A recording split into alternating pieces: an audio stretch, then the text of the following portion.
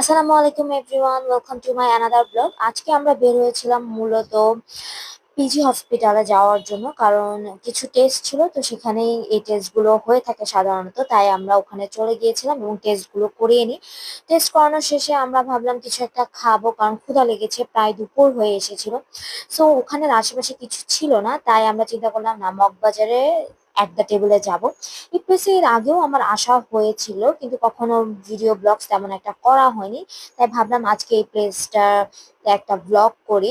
এই প্লেসটা যখন ওপেন হয়েছিল তখন এটা অনেক হাইপে ছিল, এমনকি এখন পর্যন্ত এটা অনেক হাইপে আছে। বিকেল বা সন্ধ্যার দিকে তো এই প্লেসে প্রচন্ড লেভেলের মানুষ থাকে। এই প্লেসের খাবার বরাবরই আমার এবং আমার হাজবেন্ডের দুজনেরই খুব পছন্দ। সো আমি ফার্স্টে নিলাম একটা ক্যাপাচিনো আইসড কফি, কারণ আমার কফি খুবই পছন্দ। দেন আমার হাজবেন্ড সে একটা মোরগ পোলাও নিয়েছে, ওর আবার বাংলা খাবার খুবই পছন্দ। আর আমি একটা প্লেটার নিয়েছিলাম, বারবিকিউ চিকেনের প্লেটার। তো আমার হাজবেন্ডের খাবারটা আগেই চলে এসেছিল, আমার খাবার দিতে অনেক লেট হচ্ছিল, কিন্তু আমার অনেক প্রচন্ড ক্ষুধাও লেগেছিল, তাই আমি আমার হাজবেন্ডের কাছ থেকেই খাচ্ছিলাম। ইভেন কি সেও আমার ক্ষুধা দেখে আমাকে খাইয়ে দিচ্ছিল, বলছিল তুমি আগে খাও, কারণ আমার খালি পেটে টেস্ট গুলো ছিল, একদম দুপুর পর্যন্ত আমি না খাওয়া ছিলাম। সো এই যে আমার প্লেটারটাও চলে এসেছে।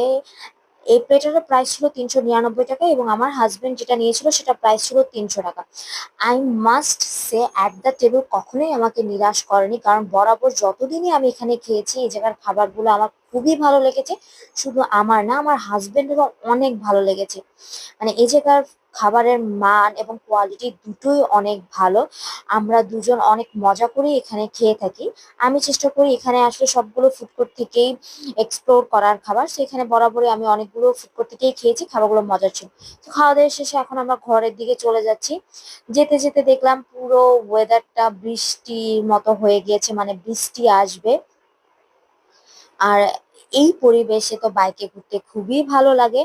সো হালকা হালকা বৃষ্টি পড়াও স্টার্ট হয়ে গিয়েছিল। আর যেহেতু আমরা বাইকে ছিলাম, তো আমি আমার হাজবেন্ডকে বললাম, না বাইক থামাবা না, আজকে আমরা ভিজতে ভিজতে বাসায় যাব।